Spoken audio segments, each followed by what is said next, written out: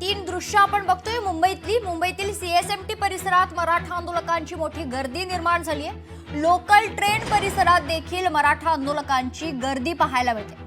छत्रपती शिवाजी महाराज टर्मिनसवर मराठा आंदोलकांची मोठी वाहतूक कोंडी तर गर्दी जी आहे ती देखील पाहायला मिळत आहे। ही तीन दृश्य आपण बघतोय। ईस्टर्न फ्रीवेवर वाहतूक कोंडी निर्माण झाली आहे। सीएसएमटी परिसरात देखील वाहतूक कोंडी निर्माण झाल्याचे तर तिसरीकडे सीएसएमटी रेल्वे स्टेशनवरही आंदोलकांची प्रचंड मोठी गर्दी पाहायला मिळते। तर हजारोंच्या संख्येत मराठा बांधव हे मुंबईत दाखल झालेत।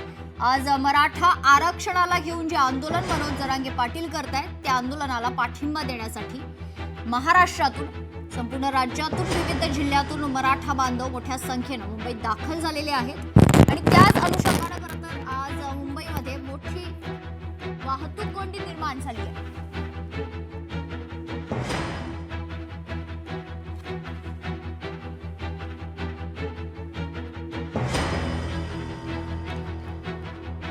मुंबईत मोठी गर्दी आपल्याला पाहायला मिळते मराठा बांधवांची। याच